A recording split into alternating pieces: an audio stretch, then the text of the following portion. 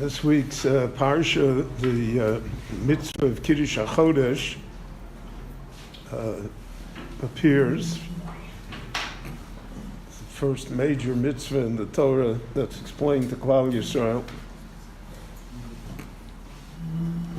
So the issue of the Jewish calendar, of how to reckon time, is taken up. So in the time of the Beis Hamikdash, it was done on the basis of witnesses who saw the first sliver of the moon. They came to Beis Din, it's the Gemara in Rosh Hashanah, and they came to Beis Din and they testified, and then Beis Din was Mekadesh the Chodesh. Now, even then, when the calendar was established by these means, and not by means of mathematical calculation, there were limits. What happens if no witnesses came? What happens if it was cloudy for the week? So then the Rishonim point out that there always was a calendar, there always was a calculation. And that based on the fact that there always was a calculation, so when witnesses did not appear for whatever reason, then Beis Din would be Mekadesh the Chodesh. Beis Din would declare when the new moon began, the new month, based on its calculations. So we are accustomed often to think that the permanent calendar that we have, based on calculations, began after the Churban Bayis. To a certain extent that's true, but from the understanding of many of the Rishonim, that calendar had pre-existed. They didn't have to make it up again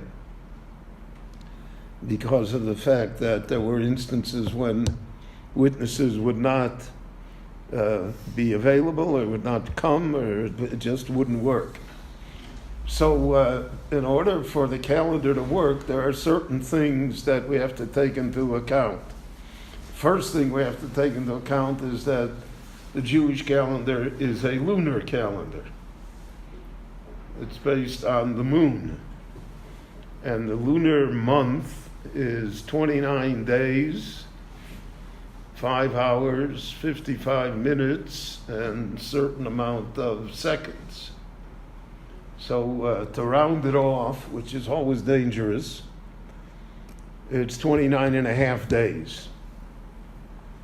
So if it's 29 and a half days, then 1 month is 30 days, and the next month is 29, and 30, 29. You'll have 6 months of 30, which is 180, and then you'll have 6 months of 29, which is 174, and you'll have 354 days. That is the lunar year. However, we have another commandment in the Torah. Hayom atem yotzim b'chodesh ha'aviv. Pesach has to always fall in the chodesh ha'aviv, in the springtime month. The springtime month is dependent on the solar calendar, not on the lunar calendar.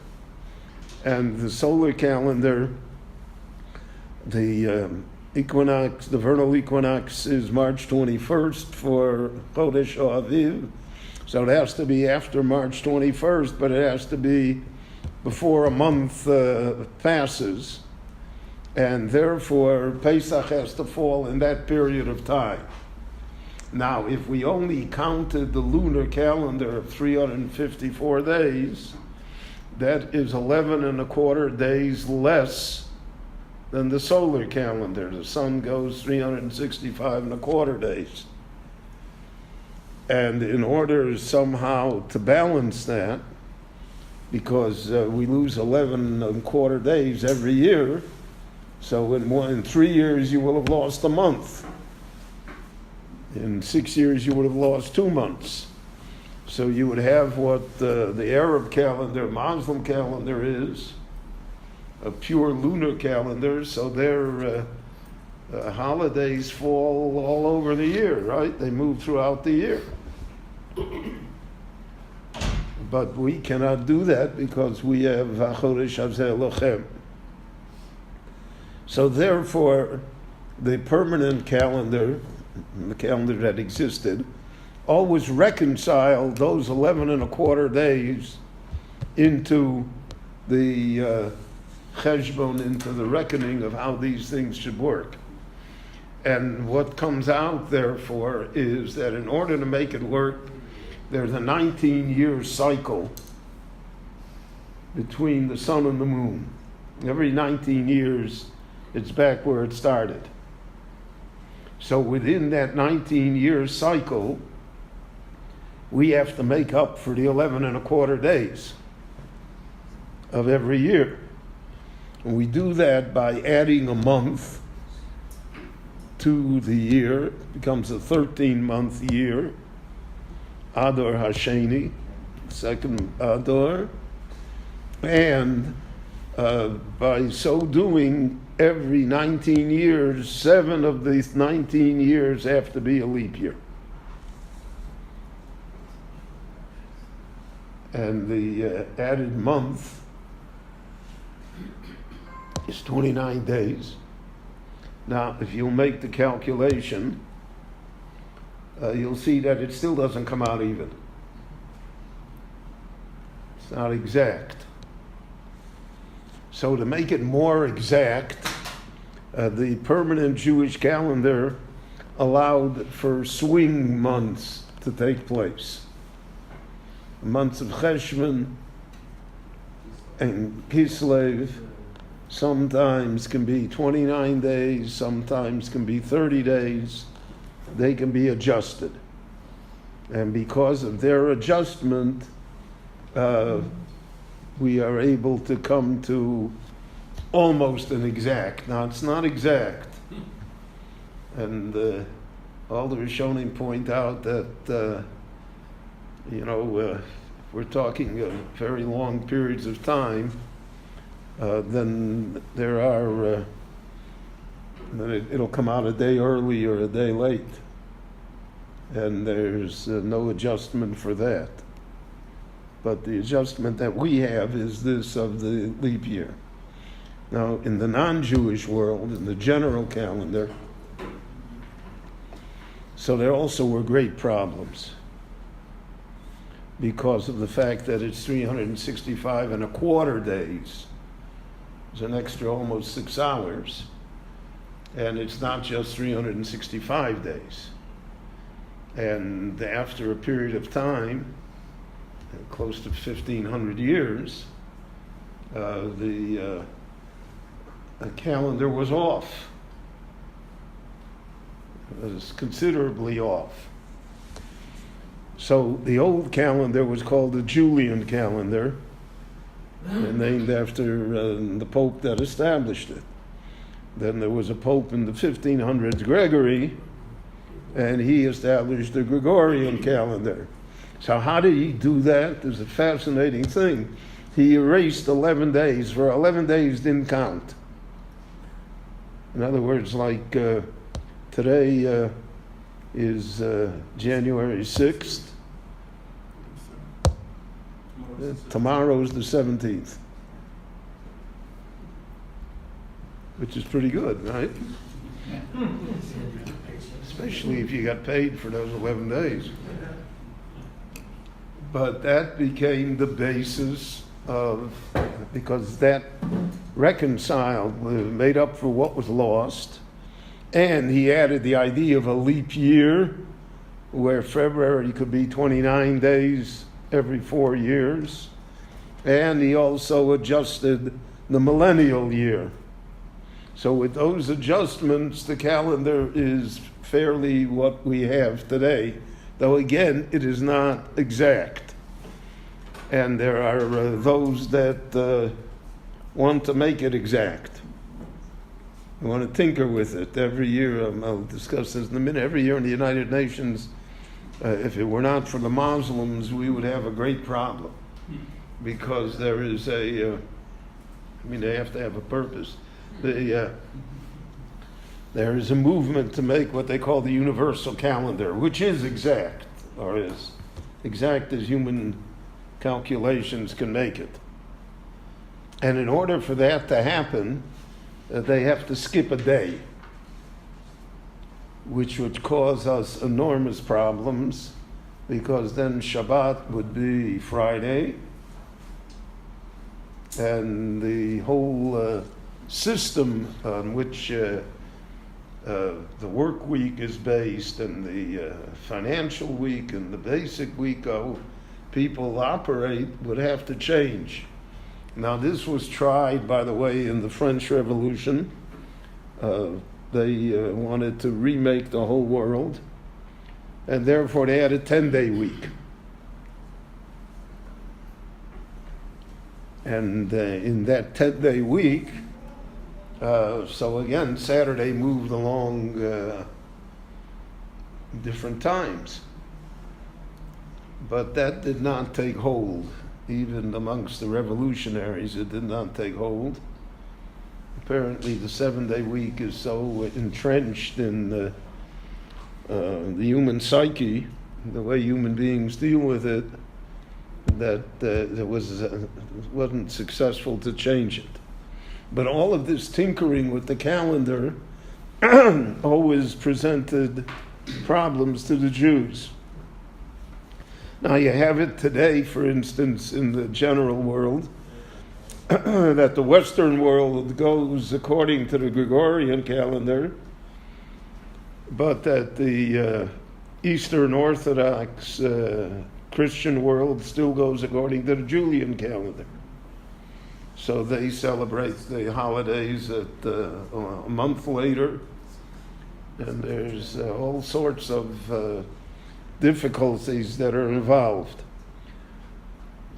And the question arises, why do we need a calendar? I mean, we need it because of the mitzvahs. As the Torah commanded us to have it. That's what it means. So, but what is the concept of a calendar? In the time of the Tanakh, we see that they counted to the years of the king, right? So there was no set calendar. There was so many years to Achashverosh, or so many years lahavdil to David HaMelech, or to whoever, to Chizkiyahu, whoever the king was. So there's nothing fixed. It's all relative. So the Gemara itself discusses that. And the Gemara says it's done because of the fact that we have to have legal documents. And the legal documents have to have a date. And the date has to be recognizable to the court, to all. Otherwise it has no validity. And therefore there had to be some sort of system. Now, amongst the Jews, there arose an alternate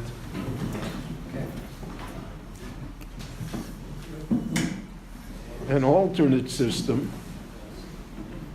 which is called minyan shtoros. This occurred in the time of Alexander the Great and afterwards, in the Greek period. So the Jews took 1,000 years after Yetzias Mitzrayim. Yetzias Mitzrayim was in 1312, before the Common Era, the way we figure. And they took 1,000 years afterwards, the year 312 before the Common Era, and they said that's year 1, the minyan shtoros. And the minyan shtoros exists till our time. And in many communities in the Jewish world, you will find a ksuba, or you'll even find gittin. that are dated Leminyan Shtoros. They're not dated the way we date 5779 Tovshinayin Tes.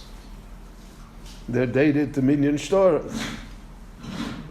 And therefore you take 312 and add 2019 to it, and so this is 2331 Leminyan Shtoros. And that became an accepted date. Here in Eretz Yisrael, the Rabbanut does not allow Minyan Shtoros anymore because it's too confusing. And so here everything is dated to 5779. Now what is 5779? We don't know that either. But that is an accepted date. So we say it's L'Brias Olam. But when, what, how, Brias Olam, and how long it took for Brias Olam, and what is the last stage of Brias Olam. So that we have already various things in the Talmud and the Midrashim that make it a very long process. Now the question of instantaneous, Boneh Olam Machrivan, worlds were created and fell apart, creatures were created and fell apart, all sorts of things. We say Dover Tziva Le'elef Dor. The Torah was given to the 1000th generation. If you count in the Torah, the Moshe Rabbeinu was the 36th generation. So there's 964 Dorot that are missing, that it somewhere occurred. So we don't have any of that. So basically we have to say everything is inexact. But if that's the accepted date, then that is sufficient for legality. Because everyone knows that 5779 is the way we count. And therefore the document that says Tovshinayin Tes, so we know what they mean. And we're able to deal with it, that nothing untoward should happen. So this mitzvah of the Torah that we have, Achodesh Haseh Lachem, and of the calendar, has many ramifications. And because of that, it's really a topic unto itself. There are many people who are expert in it. Many books have been written upon it. And the mathematical calculations. And there's something that's called an atomic clock. I don't know if you have one or not. It used to be that if you retired from IBM, they gave you a choice of a Rolex watch or an atomic clock. The atomic clock is supposed to be perfect. Now, why you would want to have a clock in your house that's perfect is a different matter. But that's the perfect clock. So countries have it, and based on the atomic clock, we are already off of quite a few seconds. And therefore you have this constant pressure to get somehow to the perfection of time, which, as I pointed out to you, can cause us problems, social and economic problems that really we don't need. Rabbi Chananya ben Akash, Omer Rotza HaKadosh Baruch Hu L'Zakas Yisrael, V'chach Hirba Lahem Torah Mitzvot Shenemar,